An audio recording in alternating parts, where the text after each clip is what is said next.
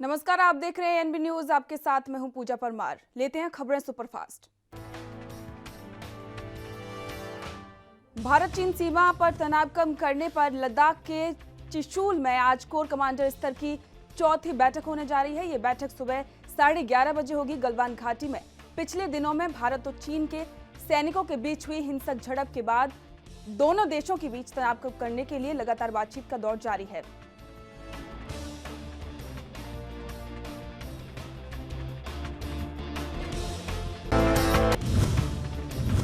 हालांकि ये बैठक खास है क्योंकि पिछले कुछ दिनों में दोनों देशों के सैनिकों के बीच सीमा पर चल रही तनातनी कम हुई है। चीनी सेना गलवान में फिगर 4 पॉइंट से पीछे हट गई है। सामान्य होते हालत के बीच दोनों देशों के कोर कमांडर स्तर की ये पहली बैठक है।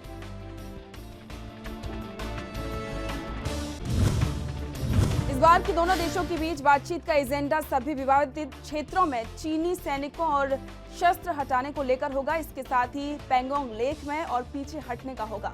फिलहाल चीनी सेना फिगर 5 पॉइंट पर रुकी है। दोनों पक्ष इस बातचीत के दौरान डिसएंगेजमेंट को लेकर बात आगे बढ़ाएंगे। इसके साथ ही हालत को स्थिर करने के लिए सभी विवादास्पद क्षेत्रों पर भी चर्चा की जाएगी।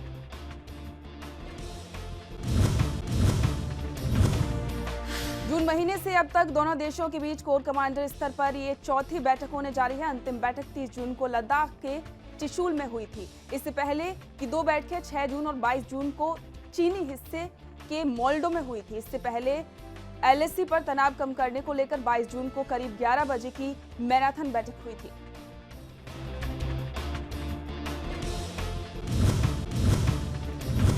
लद्दाख में लाइन ऑफ एक्चुअल कंट्रोल पर गलवान घाटी में भारतीय और चीनी सेना के बीच 15 जून को हिंसक झड़प हुई थी। इसमें 20 भारतीय जवान शहीद हो गए थे, जबकि चीन के कई सैनिक हताहत हुए थे। हालांकि चीन ने मारे गए सैनिकों की संख्या सार्वजनिक नहीं की है।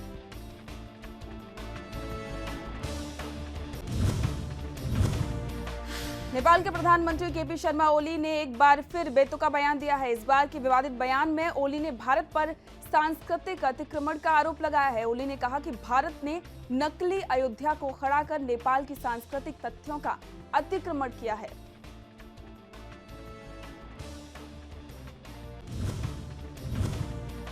ओली ने दावा किया है कि भगवान श्री राम की नगरी अयोध्या भारत के उत्तर प्रदेश में नहीं बल्कि नेपाल के वाल्मीकि आश्रम के पास है। ओली ने कहा कि हम लोग आज तक इस भ्रम में हैं कि सीता जी का विवाह जिस भगवान राम से हुआ है वो भारतीय हैं। भगवान श्री राम भारतीय नहीं बल्कि नेपाल के हैं।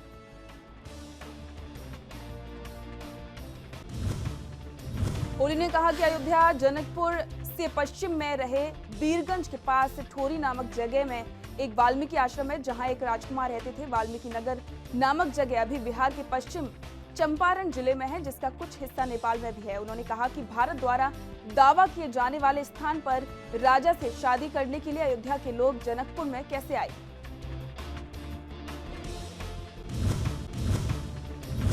इससे पहले नेपाल ने अपने यहां भारतीय चैनलों के प्रसारण पर रोक लगा दी थी। नेपाल का आरोप था कि भारतीय चैनल उसके खिलाफ अपमानजनक कंटेंट दिखा रहे हैं। एक आदेश में नेपाल में केबल ऑपरेटर्स ने भारतीय निजी न्यूज चैनलों पर प्रतिबंध लगा दिया था।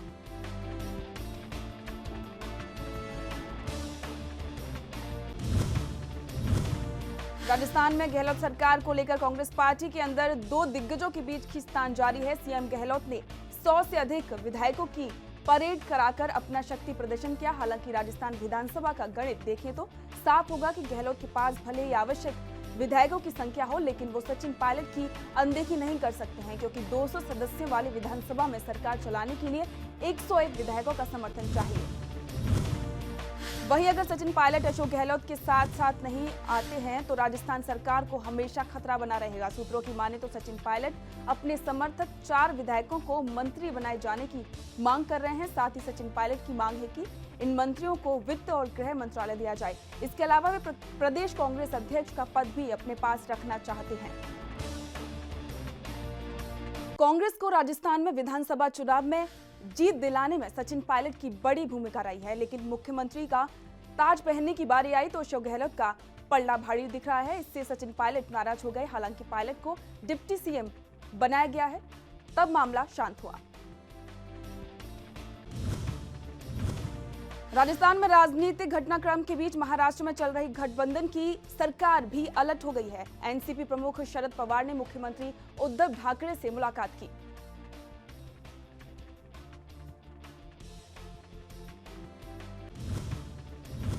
जानकारी के मुताबिक दोनों नेताओं के बीच राजस्थान के सियासी घमासान को लेकर चर्चा हुई। सीएम उद्धव और शरद पवार के बीच राजस्थान के घटनाक्रम के अलावा महाराष्ट्र में अहम ब्यूरोक्रेटिक नियुक्ति को लेकर भी चर्चा हुई। शरद पवार ने सीएम उद्धव ठाकरे से 6 जुलाई को भी मुलाकात की थी। कहा जा रहा था कि एनसीपी और शिवसेना के बीच मुंबई में आईपीएस अधिकारियों के तबादले को लेकर कुछ तकरार है। महाराष्ट्र में चूंकि गृह मंत्रालय एनसीपी के पास है, ऐसे में मुंबई में आला पुलिस अधिकारियों के तबादले के सारे फैसले गृह मंत्री अनिल देशमुख ले रहे हैं। शिवसेना चाहती है कि किसी भी तरह के तबादले की जानकारी उनके पास होनी चाहिए।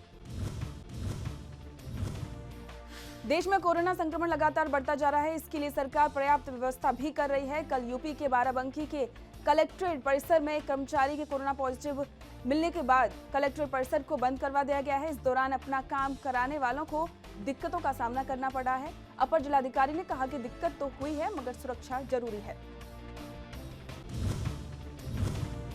गुरुग्राम में इंडस्ट्री ज्यादा होने के कारण यहाँ पॉल्यूशन भी चरम पर है। ऐसे में पर्यावरण को साफ सुथरा करने के लिए निगम की तरफ से पौधारोपण अभियान चलाया जा रहा है, जिससे आरडब्ल्यू, एनजीओ और आम शहरी लोगों को शामिल किया गया है।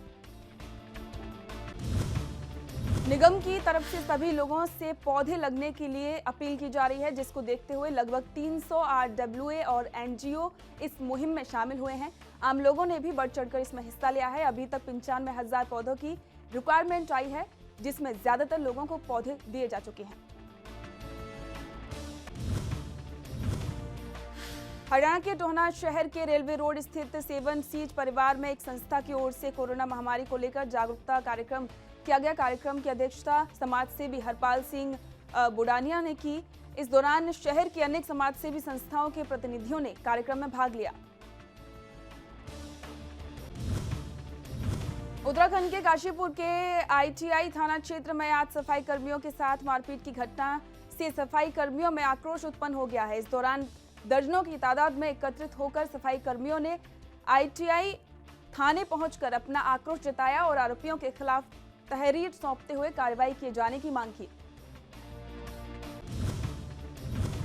कोरोना वायरस का लगातार बढ़ता जा रहा है।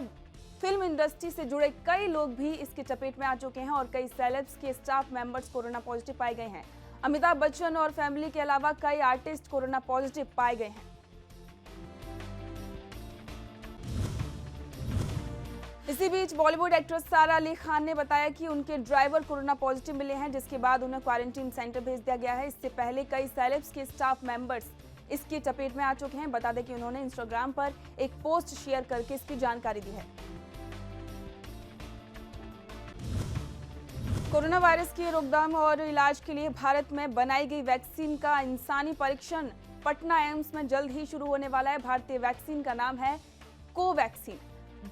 करीब 10 से 11 दिन पहले सरकार ने कहा था कि देश के 13 बड़े चिकित्सा संस्थाओं में इस वैक्सीन का ट्रायल किया जाएगा। उसी के तहत अब एम्स पटना को कोवैक्सीन का इंसानी ट्रायल शुरू हो चुका है। इसके लिए 18 वॉलंटियर्स चुने गए हैं। आंध्र प्रदेश विजांग जिले में फार्मा कंपनी में भीषण आग लग गई है। आग इतनी जोरदार थी कि आसपास रहने वाले लोगों को इसके जोरदार धमाके सुनाई दिए और कई लोग इस आग की चपेट में आ गए। आग लगने पर काबू पाने के लिए मौके पर दमकल विभाग की गाड़ियां मौके पर पहुंची, लेकिन तस्वीरों से ही आग की स्थिति बयां हो रही है। आग में झुलसे लोगों को गोजुवाका के अस्पताल में भर्ती कराया गया है। देश भर में कोरोना का कहर जारी है। मध्य प्रदेश के मुख्यमंत्री शिवराज सिंह चौहान ने कहा है कि प्रदेश में कोरोना संक्रमण रोकने के लिए उत्सवों पर सार्वजनिक झांकियां नहीं लगाई जाएंगी। धार्मिक स्थलों, उपासना स्थलों पर एक बार में 5 से ज्यादा व्यक्ति इकट्ठे नहीं होंगे। वहीं शादी, सगाई जैसी जगहों पर दोनों पक्षों के 10-10 व्यक्तियों से ज्यादा इकट्ठे नहीं होंगे। जन्मदिन जैसे फंक्शनों में भी 10 से ज्यादा व्यक्ति शामिल नहीं होंगे। बता दें कि मुख्यमंत्री चौहान मंत्रालय में वीडियो कॉन्फ्रेंसिंग के जरिए प्रदेश में कोरोना की स्थिति और व्यवस्थाओं की समीक्षा कर रहे थे।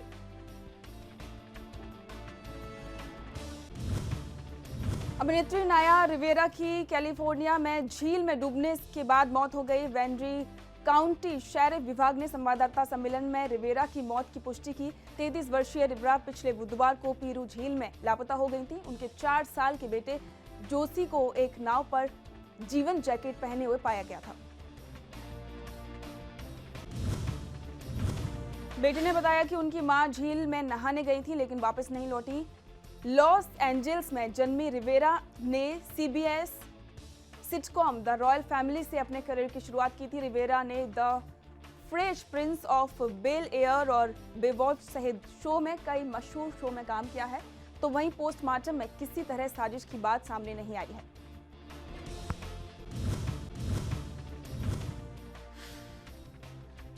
चीन ने ईरान के साथ बड़े पैमाने पर 25 साल के लिए $400 बिलियन की रणनीति साझेदारी को अंतिम रूप दिया है, जिससे भारत को झटका लग सकता है। भारत और ईरान ने चाबहार बंदरगाह से जाहेदान तक रेल लाइन के निर्माण के लिए एक समझौते पर हस्ताक्षर किए, मगर ईरानी सरकार ने फंडिंग और शुरुआत में भारतीय पक्ष से देरी का हवाला देते हुए अपने दम पर परियोजना के निर्माण को आगे बढ़ाया। पिछले हफ्ते ईरान के परिवहन और शहरी विकास मंत्री मोहम्मद असलम ने 628 किलोमीटर चाबहार जाहेदान लाइन के लिए ट्रेन बिछाने की प्रक्रिया का उद्घाटन किया था, जिसे अफगानिस्तान में सीमा पर जारंग तक बढ़ाया जाएगा। अधिकारियों ने बताया कि पूरी परियोजना मार्च 2022 तक पूरी हो जाएगी और ईरानी रेलवे भारत की सहायता के बिना आगे बढ़ेगा। ईरानी राष्ट्रीय विकास निधि ने लगभग $400 मिलियन से इसे पूरा किया जाएगा।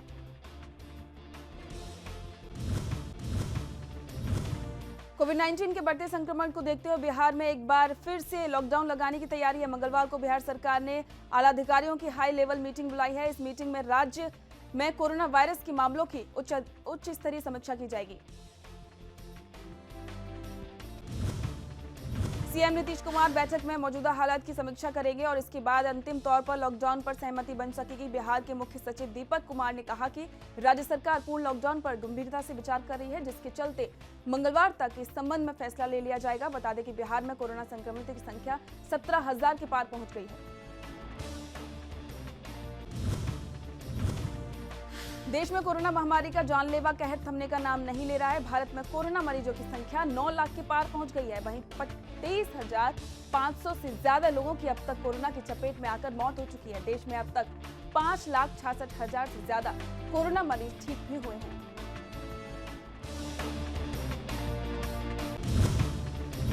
असम में सोमवार को कोरोना के 1001 नए मामले सामने आए। इससे गुवाहाटी में 513 केस शामिल हैं। असम में कोरोना के कुल केस की संख्या 17,807 हो गई है। 11,416 लोग ठीक हो चुके हैं, जबकि 40 लोगों की मौत हो चुकी है।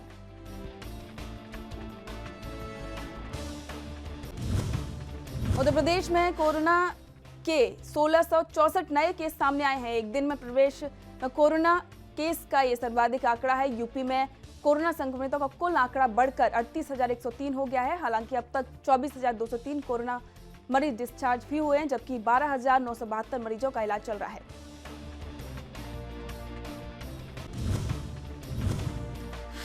देश की राजधानी दिल्ली में लगातार कोरोना मरीजों की संख्या बढ़ती जा रही है। दिल्ली में कल 1246 नए केस सामने आए, वहीं 40 मरीजों की मौत हो गई। इसके साथ ही दिल्ली में कोरोना संक्रमितों की कुल संख्या बढ़कर 1,13,740 हो चुकी है, जबकि अब तक मरने वालों की संख्या बढ़कर 3,411 हो गई है। हालांकि ठीक होने वालों की संख्या भी काफी ज्यादा है। दिल्ली में कोरोना रिकवरी रेट रिकॉर्ड 80.28% है। जम्मू कश्मीर के कुलगांव में तैनात सीआरपीएफ के 18वीं बटालियन के एक जवान की मौत कोरोना से हो गई। अस्पताल प्रशासन ने बताया कि सोमवार दोपहर को सीआरपीएफ जवान की कोरोना रिपोर्ट पॉजिटिव आई थी। इससे पहले 8 जून को भी एक 40 साल के सीआरपीएफ जवान की कोरोना से जान चली गई थी।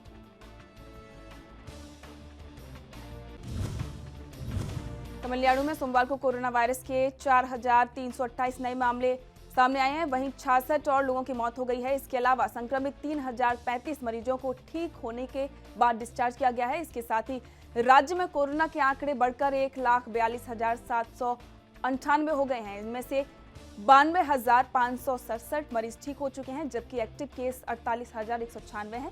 राज्य में अब तक कई लोगों की मौत हो चुकी है।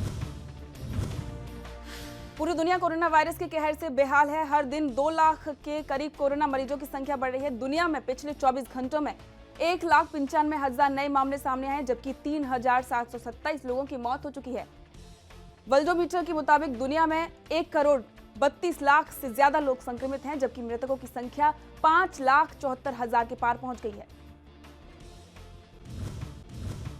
हालांकि राहत की बात यह है कि ठीक होने वालों का आंकड़ा भी लगातार बढ़ रहा है। अब तक 76 लाख से ज्यादा लोग इस बीमारी से उबर चुके हैं। दुनिया भर में अभी भी 49,62,000 एक्टिव केस हैं और इनका इलाज जारी है।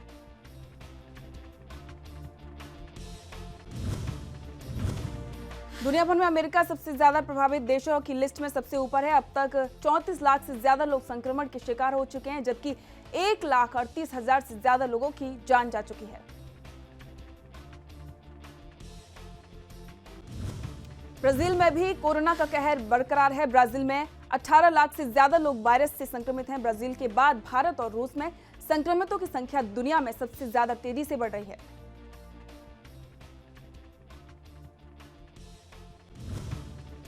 सावन मास में बाबा महाकाल की सावरियां निकालने की परंपरा है। सावन के दूसरे सोमवार को बाबा पालकी में मन महेश और हाथी पर चंद्रमौलेश्वर रूप में सवार होकर भ्रमण कर निकले। मंदिर प्रशासन ने इस बार भी नए मार्ग से सवारी निकाली।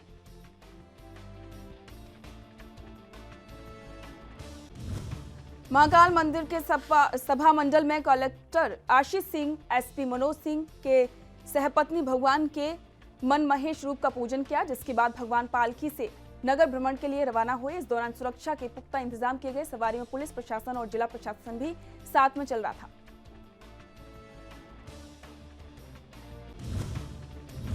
असम में सोमवार को बारिश और बाढ़ से 6 लोगों की मौत हो गई। बाढ़ से असम के करीब 22 लाख लोग प्रभावित हुए हैं। हालांकि मौसम विभाग ने अपने पूर्वानुमान में कहा है कि मानसून दक्षिण की ओर बढ़ रहा है और पूर्वोत्तर क्षेत्र में बारिश की तीव्रता में कमी आएगी।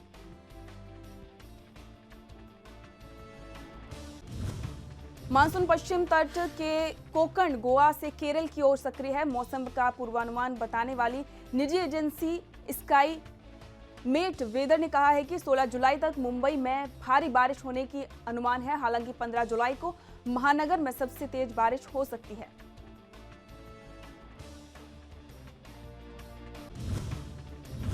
दिल्ली में नमी का स्तर 87% तक पहुंच जाने के कारण उमस की स्थिति बनी हुई है। अधिकतम तापमान 38.2 डिग्री सेल्सियस दर्ज किया गया है। पूर्व मानसून बिहार में जमुई, झारखंड में दुमका और बंगाल की खाड़ी की ओर बढ़ा है। इससे उत्तर बंगाल के लोगों को कुछ राहत मिली है, जहां पिछले कुछ दिनों से मूसलाधार बारिश हुई है।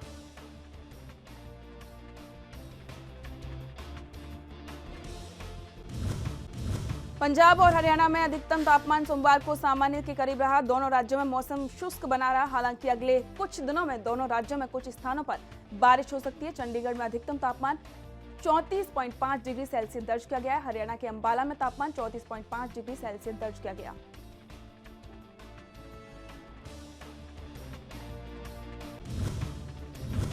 यूएन एजेंसियों के अनुमान के मुताबिक पिछले साल करीब 69 करोड़ लोग भुखमरी की जंग में थे, जो कि पूरी दुनिया की आबादी का करीब 9% है। वर्ष 2018 से इस संख्या के करीब 1 करोड़, जबकि वर्ष 2014 से करीब 6 करोड़ की वृद्धि दर्ज की गई। रिपोर्ट के मुताबिक दशकों तक लगातार गिरावट के बाद वर्ष 2014 से भुखमरी के आंकड़ों में धीरे धीरे बढ़ोतरी होनी शुरू हुई। देश दुनिया की खबरों के लिए एएनबी न्यूज को सब्सक्राइब करें और बेल आइकन दबाएं।